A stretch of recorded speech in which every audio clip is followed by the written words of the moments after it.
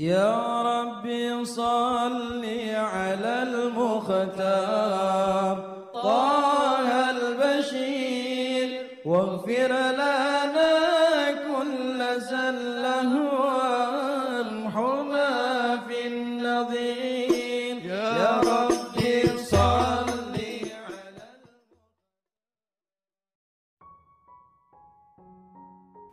Bismillahirrahmanirrahim. Alhamdulillahirabbil alamin.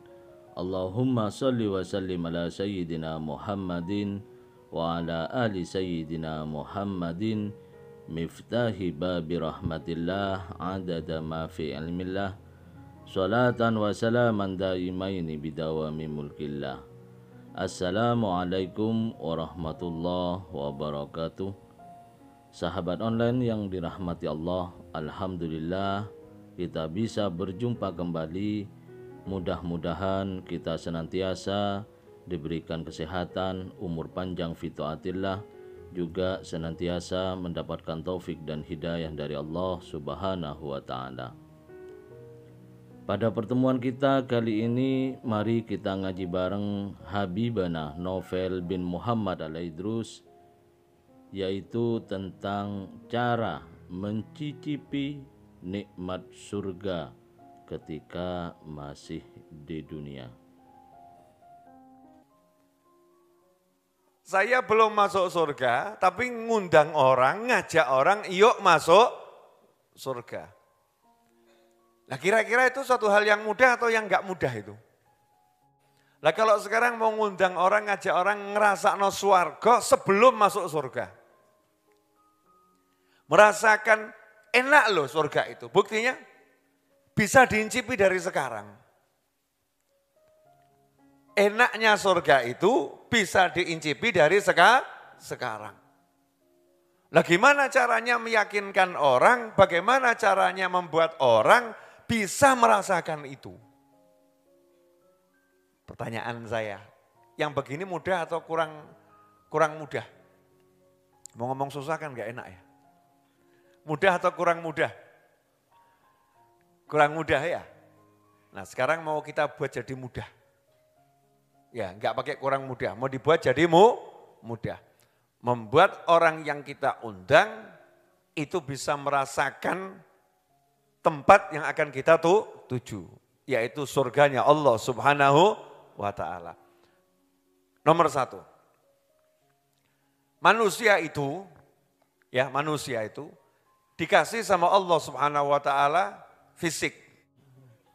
Manusia itu sama Allah Subhanahu wa ta'ala dikasih, kalau bahasa Indonesianya, panca indera. Panca indera. Apa itu? 5, panca itu 5, betul? Ya, 5 indera. Coba sebutkan. Penglihatan, apalagi? Pendengaran, apalagi? Penciuman, apalagi? Perasa dengan lidah, apalagi? Meraba, ahli ya ini. Kalau misalnya ini handphone dipegang gitu nih ya, handphonenya asli atau palsu. Panca indera tadi. Panca indera inilah jalan bagi manusia untuk merasakan kenikmatan dan sekaligus merasakan ketidaknikmatan. Jalannya manusia merasakan kenikmatan atau ketidaknikmatan lewat panca indera. Sedangkan yang merasakan nikmat atau tidak nikmat bukan panca indera. Yang merasakan adalah satu, yaitu hati manusia. Wah ini kelihatannya asik nih mau diomongkan. Ya, panca indera.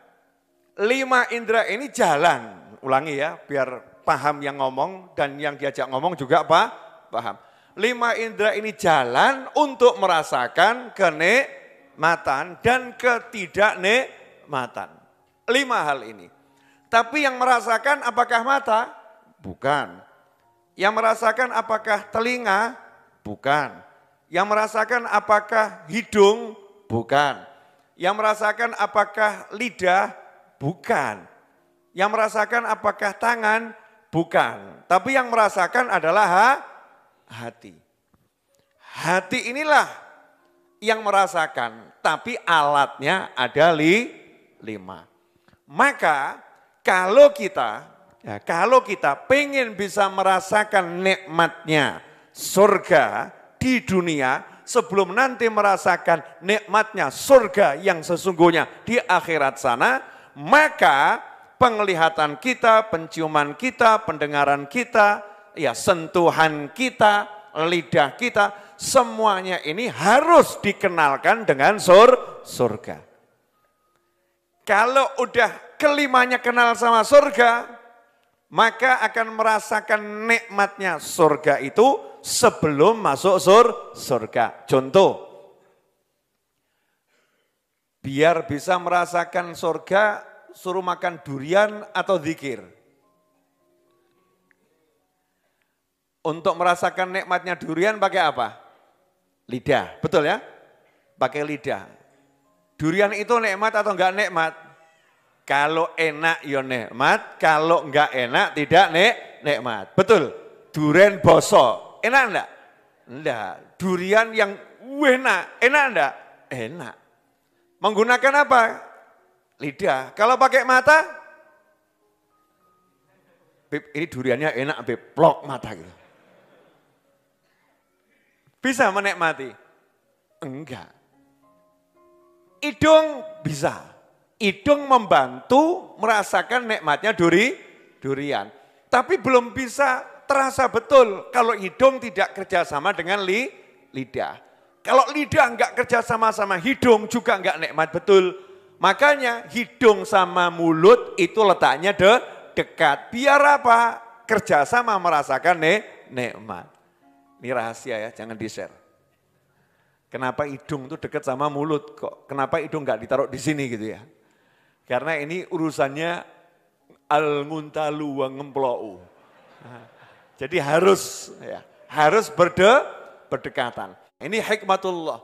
Bagaimana Allah menciptakan manusia itu sedemikian sistematis ya, sedemikian sistematis. Subhanallah, maha besar Allah subhanahu wa ta'ala.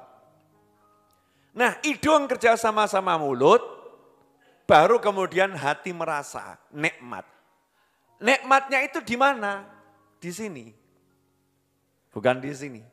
Nikmatnya di hati. Karena sumber yang merasakan enak itu adalah hati. Makanya kalau mau merasakan nikmatnya surga, lidahnya ini ya disuruh zikir. Kalau lidahnya enggak diajak zikir, maka di dunia ini ya susah mau merasakan nikmatnya surga.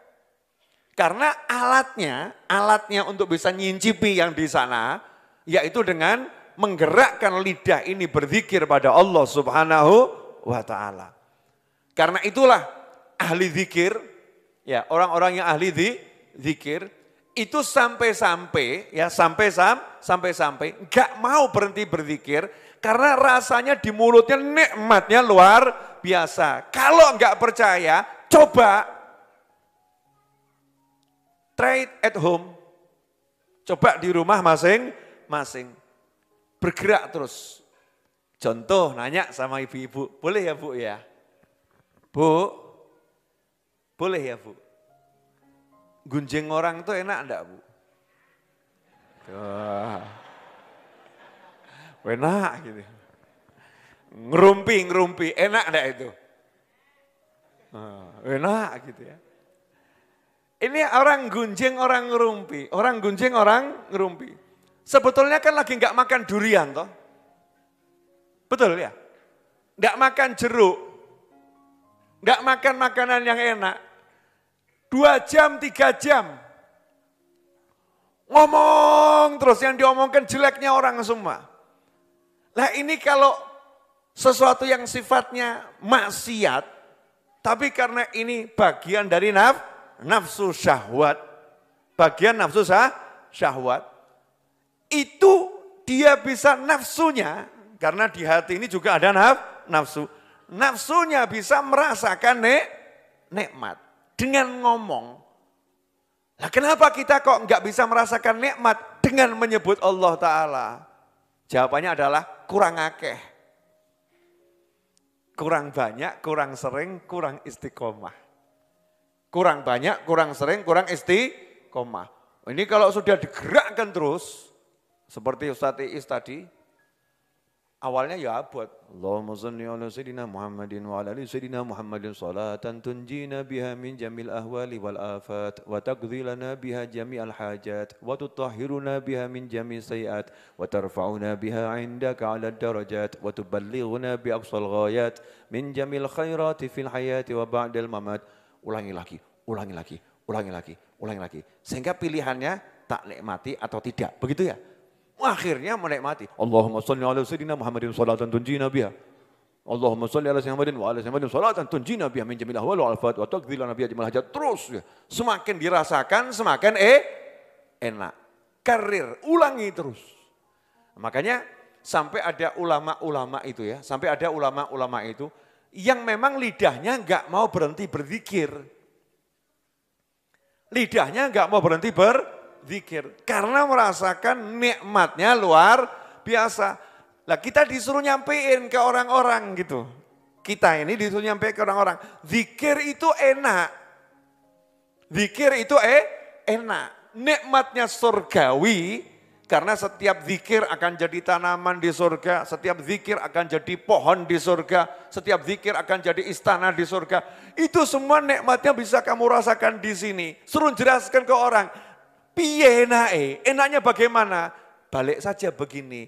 Nah kalau kamu tahu orang ngerasani itu bisa enak, masa orang zikir gak enak? Orang ngerasani itu bisa enak. Lidah ini kalau digerakkan zikir terus akan merasakan nikmat. Mata sekarang. Ini semua kan jalan nikmat ya, jalan nikmat. Bagaimana mata kita bisa merasakan nikmat lihat ayat-ayat Al-Quran?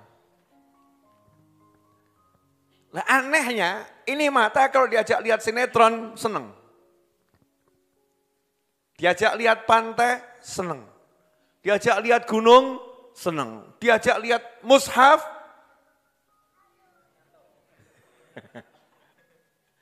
silakan dijawab menurut pengalaman masing-masing ya.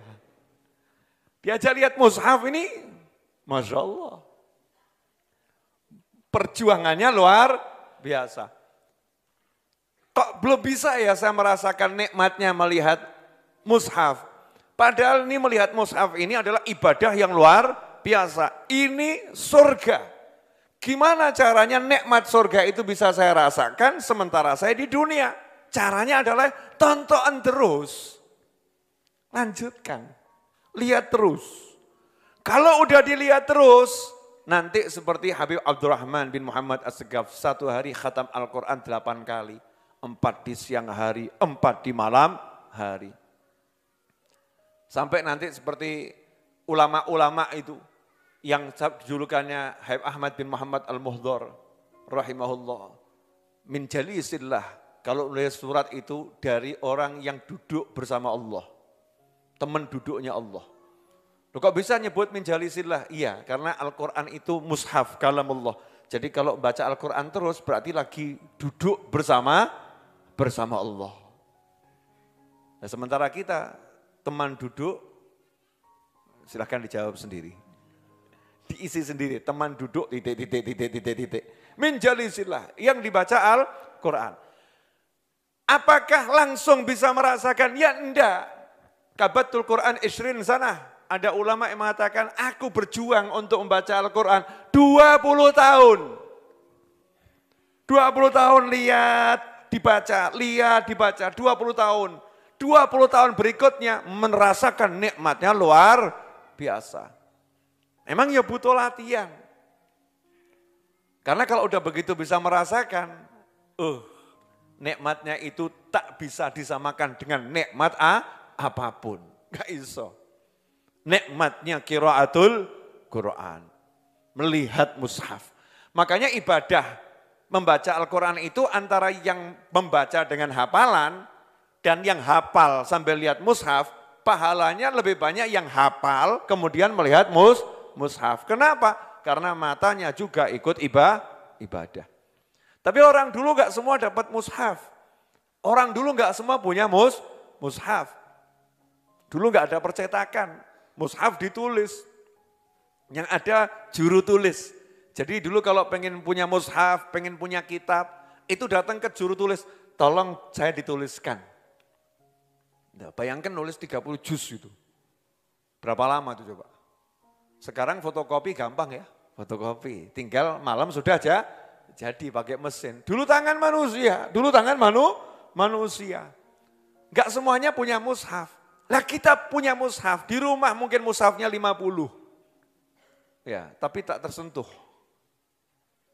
Mata kita enggak kita latih, lihat. Melihat wajah orang soleh. Masya Allah. Ini cenderung lebih mudah. Kalau orang solehnya ganteng. Itu berarti bukan melihat wajah orang soleh, melihat wajah orang ganteng. Melihat wajah orang solehnya udah tua, kita lihat, seneng. Itu nikmatnya, insya Allah kita udah pernah merasakan ya, insya Allah. Nikmatnya luar biasa, mungkin ada orang bingung, laut tua elek kok mbok sawang seneng lo ya. Jawabannya, oh kamu gak ngerti yang kau rasakan. Karena begitu lihat wajahnya, aku mengingat Nabi Muhammad SAW. Lu nyambung. Jadi yang dilihat bukan wajahnya orang soleh tadi. Yang dilihat adalah bayangan ya tentang Nabi Muhammad SAW. Melihat Ka'bah. Enggak semua orang loh bisa senang lihat Ka'bah. Tapi kalau memang mata ini udah dilatih, sudah dilatih. Nanti lihat Ka'bah itu senengnya luar biasa sampai kangen. Pengen lihat Ka'bah langsung. Pengen lihat ya Allah. Sebetulnya kan cuman kotak. Batu disusun, Ka'bah. Kok bisa membuat senengnya luar biasa? Kenapa? Bukan dari situ. Sesuatu dari surga yang Allah tempelkan di sana, yang Allah kirimkan di situ, rahmatnya Allah, ampunannya Allah, nikmat-nikmat yang sifatnya itu ukhrawi. Ya, sifatnya ukhrawi. Nah, itu enggak bisa diungkapkan dengan kata-kata, melihat. Memegang. Nah, ini sekarang Bapak memegang ini. Masya Allah. Tangan ini, ya, tangan ini, kalau sudah dikenalkan sama jannah, dikenalkan sama surga. Maka yang terjadi aneh. Yang terjadi aneh. Contoh, lempar jumroh. Batu disawatno. Kok iso seneng ya? Seneng. Padahal ini kan bukan melempar sesuatu kalau kena dapat duit, bukan. Bukan. Lempar batu ke titik tertentu, senengnya luar biasa. Yang lebih mengagetkan saya, teman-teman saya yang kerja bakti. Jenengan kan belum merasakan nikmatnya kerja bakti di Tawangmangu, udan-udan wadem ngangkat watu, belum toh ya, kesel gitu ya. Nah ini teman-teman yang kerja bakti di Tawangmangu misalnya, hujan, ngangkat batu, kok wajahnya nggak ada wajah capek, walaupun capek. Kok yang ada tuh seger, yang ada kok seneng, kenapa? Karena yang dilihat bukan batu, yang dilihat bukan batu, yang dilihat adalah jannah, yang dilihat surga. Sehingga rasanya itu menjalar ke tubuh, begitu tangan megang batu, itu senangnya luar biasa. Ini contoh ya, contoh. Jadi dengan tangan tadi, dengan mata, dengan mulut, telinga. Telinga. Mohon maaf. Kalau dengar suara penyanyi yang suaranya merdu, lagunya enak, telinga suka. Wajar atau enggak wajar? Wajar. Kenapa? Nafsu. Jadi hati ini kan di situ ada ketempelan nafsu. Nafsu itu kan ya tempatnya dalam hati. Tapi bukan asli, itu tempelan, nafsu. Tapi kalau dengar suara orang baca Al-Quran, bisa nikmatnya luar biasa. Itu yang merasakan bukan nafsu, tapi hati. Yang merasakan hati, murni hati. Pertanyaan saya kalau kita naik mobil, jujur saja, jujur. Saya juga sopir kok ya. Kalau kita naik mobil, kemudian kita setelkan surat Yasin. Kira-kira penumpang di samping sama di belakang komplain atau enggak komplain? Apa mati tak kok yasinan deh. Ini nyetir kok yang setel surat ya, Yasin. Memang mau berangkat ke kuburan atau gimana ini? Ganti waqiah misalnya, rezeki gitu ya. Wah, kasih musik gitu ya, jangan apa namanya ngaji. Jadi telinganya dengar Al-Quran gak bisa merasa nikmat. Dengar lagu nikmat. Saya enggak mengatakan salah, enggak. Wajar kalau dengar lagu nikmat. Tapi kita menjadi rugi kalau dengar Al-Quran kok kita enggak bisa merasakan nikmat. Kalamullah. Biar nikmat bagaimana? Ya terus teruskan. Karena itu nikmat. Itu nikmat, jadi harus dipaksakan. Gini loh, Bapak Ibu sekalian pemirsa dimanapun antum berada. Dulu, ini contoh ya, saya itu paling anti sama kates, tahu kates? Pepaya. Pepaya itu kates. Ya, apalagi bahasanya? Hah? Gandul. Kates itu ya. Nah kates ini pepaya, saya dulu paling anti. Kalau jeruk gitu oke, anggur oke, mangga oke. Begitu saya disuguhi kates, aku duk manuk. Saya bukan burung, kok disuguhi kates. Apalagi kemudian pagi-pagi kasih kates, nanti perutnya bereaksi. Dulu ya, seperti itu. 3 tahun yang lalu, berubah lidah saya. Lidah saya baru berubah. Kenapa? Ya tak latih. Kates ini katanya enak. Kok saya enggak suka? Kates ini katanya murah, tapi multivitamin. Kok saya enggak suka? Kates ini katanya cepat untuk mengobati banyak sesuatu yang enggak beres di tubuh kita. Kok saya enggak suka? Aneh ini. Belum disentuh, udah gak doyan aku. Ada enggak yang seperti itu? Korban semua itu. Belum berkenalan sudah menolak berhubungan. Betul kan ya? Enggak suka aku, enggak bisa, enggak mau. Tak lawan, itu kan nafsu, namanya nafsu. Karena faktanya orang lain mengatakan kates itu enak, betul? Faktanya ilmu kedokteran mengatakan kates itu penuh dengan vitamin. Ilmu ekonomi mengatakan kates itu termasuk buah yang besar dan murah dibandingkan buah yang lain. Betul? Maka saya pakai fakta. Fakta ini namanya ilmu. Saya pegang, mulai tak latih. Ini mau masuk ke mulut. Perjuangannya luar biasa. Lup satu. Obo gitu ya. Ditanya sama Eyang Husin, Habib Husin bin Anis. Suka kates? Masa saya ngomong enggak suka? Suka gitu ya. Entah kapan gitu kan, insya Allah suka. Gitu ya. Nah, Habib Husin juga paham kalau saya enggak suka kates gitu ya. Dijelaskan kates itu sehat begini, iya. Tak latih. Sekali, 1, 2. Sekarang hari ini saya setiap pagi mau makanan model apapun gak bisa membuat saya merasakan nikmat seperti nikmatnya makan kates. Ayo piye coba. Mau pizza, mau roti model apapun ya. Kates, saya pilih kates. Kates itu nikmatnya buat saya bisa sampai ke, susah jelaskannya. Wah pori-pori saya, seger. Nikmatnya luar biasa. Berubah drastis, ya berubah drastis. Ini nanti yang paham akan paham yang mau saya sampaikan di malam hari ini yang diizinkan Allah Ta'ala untuk disampaikan. Jadi manusia itu jangan berpegang sama yang ditolak sama nafsunya. Tapi berpegang pada fakta sesuai keilmuan. Betul ya, fakta sesuai keilmuan. Gak enak kalau orang banyak mengatakan enak, jangan buru-buru kamu ngomong enggak enak. Yang ada kamu enggak belajar nyoba. Udah saya coba enggak enak, ya baru sekali, 2 kali, 3 kali, 4 kali, 5 kali, terus lama-lama jadi enak. Lama-lama jadi enak. Kau udah keenakan, susah untuk meninggalkan. Ini urusan kates. Urusan kates. Lantas bagaimana urusan jannah, surga?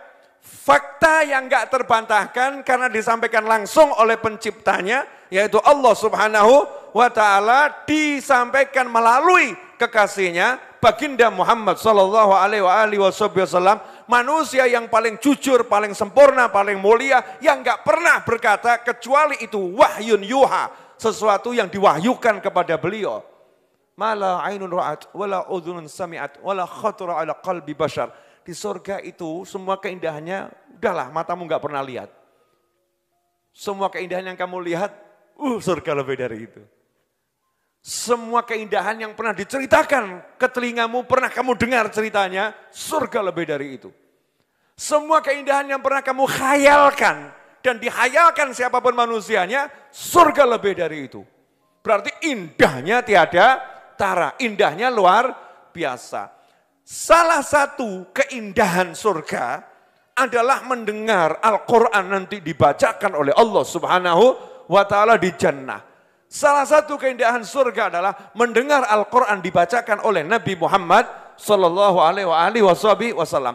Mendengar suara Al-Quran dibacakan itu indah dan nikmatnya luar biasa. Makanya Allah katakan, wa idza quri'al Qur'anu fastami'u lahu wa ansitu la'allakum turhamun. Allah bilang kalau Al-Quran dibacakan kita mau diam mendengarkan, pasti dapat rahmat. Pasti dapat rahmat. Rahmat itu pasti enak. Mulai kita latih, rungokno. Biasa-biasa wae rungokno. Dilatih, sama kayak kates tadi lo ya. Rungokno, dung. Sampai akhirnya nanti dengar musik, biasa. Kuali terbalik. Seperti saya, roti ini enak. Roti ini enak. Sama kates, roti biasa. Kates luar biasa. Mungkin yang lihat nganggap, Beb, mbok rodok waras titik, Beb. Normal dikit, Beb. Ini kates. Ini roti terenak di kota saya. Kok Abe pilih kates? Enak kates. Orang-orang soleh ditawari lagu model apapun, tidak mengatakan lagunya Abe enggak. Tapi mengatakan enak Al-Quran. Enak dengar suara Al-Quran. Kenapa? Telinganya udah ditembus sama Al-Quran. Inilah kenikmatan yang hakiki. Dengar suara sholawat. Allahumma sholli alaihi. Ya Nabi salam alaika. Padahal yang baca Novel bin Muhammad Ali Idrus. Bukan Ustadz Ali Maksum. Bukan Habib Syekh. Suaraku yang ngono. Modelnya cetora-cetor gitu kan ya. Jelas gak jelas. Tapi begitu dengar ada suara orang mengucapkan Ya Nabi salam alaika. Telinga itu mendengarnya lain. Bleng, hatinya nyambung Nabi Muhammad SAW. Wenaknya luar biasa. Betul? Ya, anak bab sholawat alhamdulillah kita udah berinteraksi cukup sering. Makanya ya sudah bisa merasakan nikmatnya. Tapi Al-Quran ngaji kok yuji angel ya. Karena kitanya kurang berinteraksi dengan Al-Quran. Doa. Masya Allah. Lah enggak pernah dongo, dengar suara orang dongo. Karena rampung-rampung ya. Kok enggak selesai-selesai? Mau sampai kapan itu doanya? Kok enggak selesai?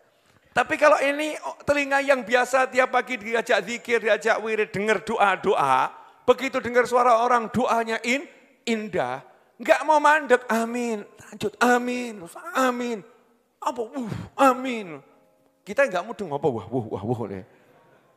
Enggak mudeng kita. Karena itu kenikmatan letaknya bukan di sini. Di dalam hati. Dalam hati. Telinganya dengernya sama, tapi rasanya beda. Ini yang merasakan. Semua anggota tubuh kita tadi itu. Nah, ikhwani rahimakumullah. Nah, terus kita disuruh menjelaskan rasa ini. Nah, ini yang mau saya sampaikan tadi itu loh ya, undangan. disuruh menjelaskan rasa ini kepada masyarakat. Iki enak loh. Ini enak. Caranya gimana biar saya bisa merasakan, yang di sekitar saya bisa merasakan, yang di hadapan saya bisa merasakan. Sehingga tanpa saya katakan A sampai Z, jadi penasaran. Penasaran. Kamu itu kok waktu ceramah tampak bersemangat itu enaknya apa tuh ya? Di hati ada begitu. Kamu itu kalau duduk cari ilmu tuh walaupun kakimu tegak-tegok ya. Kok enggak bangun-bangun ya? Kok enggak bangun-bangun? Apa yang kamu rasakan? Kamu tuh waktu kerja bakti ya, kamu kerja bakti. Itu kan ya berat, capek. Tapi kok besok datanglah lagi. Apa yang kamu rasakan? Ada apa itu? Penasaran, pengen tahu rasanya. Sampai akhirnya orang datang sendiri. Itu namanya kita berhasil nyebar undangan. Makanya judul nyebar undangan ini bukan menyampaikan kata-kata, tapi menyampaikan rasa yang ada dalam jiwa agar sampai ke dalam hati manusia. Karena itulah ulama mengatakan al-ilm minas sudur ila sudur. Yang namanya ilmu adalah rasa yang ada dalam hati disampaikan ke dalam hati manusia yang lain. Karena itulah sahabat radhiyallahu ta'ala anhum ajmain, kalau udah di hadapan Nabi Muhammad SAW, enggak bergerak tubuhnya, karena Rasul ahli menyampaikan apa yang ada dalam hatinya ke hati para sahabat. Karena itu sehebat apapun dirimu, enggak mungkin bisa mendekati makamnya sahabat, karena yang menyampaikan rasa di hati sahabat adalah Nabi Muhammad SAW. Paham? Makanya sahabat itu sampai ada yang mengatakan, ya Rasulullah, saya itu kalau pagi, saya melihat orang-orang yang di surga lagi menikmati surga, yang di neraka lagi disiksa. Kalau pagi kelihatan begitu. Arafta falzam, kata Nabi SAW, kamu udah ngerti, pegang terus itu. Pegang toh terus. Hakikatan. Ini bukan hadisnya dhaif, bukan, ini sahih. Sahabat seperti itu. Sampai ada yang kakinya mau diamputasi, enggak apa-apa, pas sholat aja nanti digaji ya. Masya Allah, di sholat digaji. Wong kita sholat itu enggak diapa-apain aja sudah ngapa-ngapain kita. Ini digaji enggak kroso, ya enggak kroso dalam sholat. Saking di hatinya nikmatnya luar biasa, terbius oleh nikmat. Kenapa bisa seperti itu? Karena yang menyampaikan rasa itu adalah Nabi Muhammad sallallahu alaihi wasallam. Da'iyan ilallahi biiznih. Yang dijadikan sama Allah da'i atas izin Allah subhanahu wa ta'ala. Nah setelah itu dari generasi ke generasi para ulama pengen yang ada di hatinya itu dirasakan sama orang lain. Di antaranya Habib Muhammad bin Husain al-Habsyi. Ayahnya Habib Husain. Habib Husain itu mufti Haramain. Beliau gurunya Mbah Hasyim Asy'ari, gurunya Mbah Khalil al-Bangkalani dan ulama-ulama besar di masa itu. Ya, ngajarnya di Mekah, di Masjidil Haram dan di rumahnya. Baca kitab-kitab disebutkan tuh ya, berapa tahun Mbah Hasyim belajar kepada beliau. Karena dulu kan Mbah Hasyim kan belajar di Mekah cukup lama. Ya Khalil juga seperti itu. Habib Husain ini punya adik namanya Ali, Habib Ali Al-Habsyi yang di Holi di Solo. Hallnya luar biasa, Mu'allif Simtud Duror. Ini ayahnya Habib Muhammad. Itu saking pengen orang-orang merasakan nikmat yang beliau rasakan. Ya pengen dia, biar semakin banyak. Itu loh bedanya orang soleh. Orang soleh itu enggak bakhil, enggak pelit. Jadi yang dirasakan tuh pengen dibagi. Enak loh ya. Yang lain diajari, biar ngerasakan. Karena udah ngerasakan ini, nikmat dunia apapun itu enggak sebanding. Sampai-sampai beliau mengatakan, seandainya raja-raja yang punya pasukan besar itu ngerti nikmat yang ada dalam hati kami, maka mereka akan menggunakan semua kekuatannya untuk merebut apa yang kami rasakan. Tapi yuk gak iso dalam hati kok, ngerebutnya bagaimana ini? Dalam hati, pantai nikmat, emas nikmat, ya dunia nikmat, yang punya kekuasaan, kerajaan-kerajaan, dia akan berjuang merebut, betul ya? Dengan kekuasaannya tadi, dengan pasukannya, dengan prajuritnya. Nah ini yang dalam hati karena gak tahu cara masuknya. Gak ngerti yang dirasakan kecuali hati yang merasakan. Makanya gak ada yang mau ngerebut ini. Sementara yang punya gak ngurus yang dimiliki orang lain. Oh enak kok yang ini kok. Gue enak kecil. La ta'dil janah ba'udah. Kata Nabi SAW, kata Allah Ta'ala. Sesungguhnya dunia dan segala isinya ini tidak sebanding dengan sebelah sayapnya nyamuk. Bayangkan loh sayap nyamuk loh. Separuh nih mbak dunia saisi nih. Apik sayap nyamuk tidak sebanding itu berarti kan masih bagus sayap nyamuk itu ya. Seakan-akan tuh direndahkan luar biasa. Nah ini nikmatnya di hati para wali ini, nikmatnya luar biasa didum. Rasakno.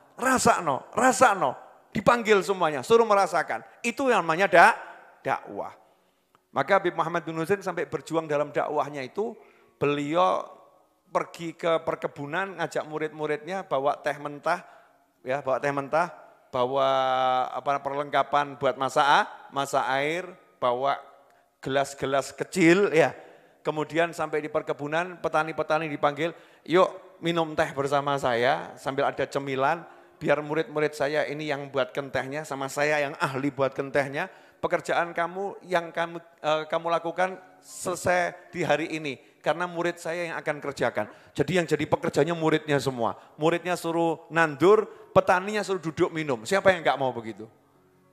Mau semua petaninya. Wah asik ini, istirahat, kerjaan jalan, dapat minuman enak, dapat makanan enak, kemudian diajak ngobrol. Nah ngobrolnya itu nularkan rasa. Sampai di sini jelas?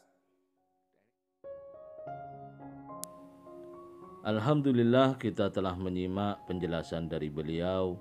Semoga ilmu yang telah kita peroleh ini dari Habibana Novel bin Muhammad Al-Idrus menjadi ilmu yang bermanfaat bagi kita, keluarga, dan anak cucu kita.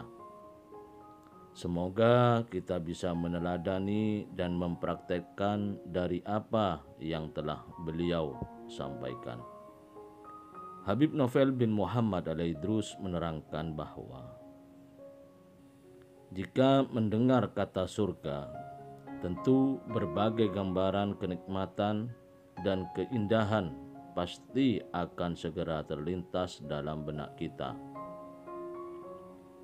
Walaupun sesungguhnya keindahan dan kenikmatan surga itu melebihi apa yang dibayangkan benak manusia. Puncak dari segala nikmat dan keindahan yang diterima para penghuni surga nanti adalah bertemu langsung dengan Sang Khalik Allah Subhanahu wa Ta'ala. Lantas bisakah kita sekarang ini mencicipi kenikmatan yang ada di surga? Jawabannya, kita bisa merasakan kenikmatan itu ketika masih di dunia.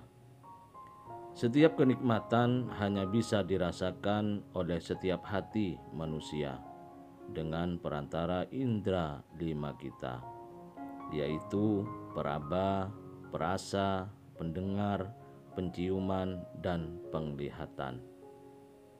Oleh karena itu, jika kita ingin mencicipi nikmatnya surga ketika kita masih berada di dunia, hal yang dijelaskan oleh para ulama bahwa kita harus melatih panca indera kita untuk mengenal kenikmatan dalam beribadah, dalam zikir, dalam bersolawat, dalam segala hal dengan tujuan taat kepada Allah Ta'ala dan Rasulullah Sallallahu Alaihi Wasallam, seperti membaca Al-Quran, membaca sholawat, menghadiri majelis ilmu, bersedekah, dan lain sebagainya.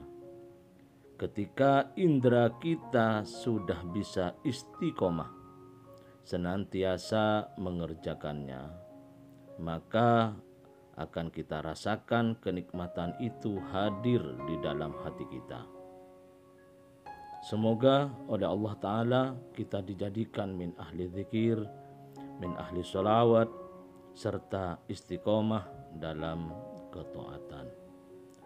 Dan semoga segala hajat baik kita, segera dikabulkan dan diwujudkan, serta usaha kita diberikan kesuksesan dan keberkahan oleh Allah Subhanahu wa ta'ala.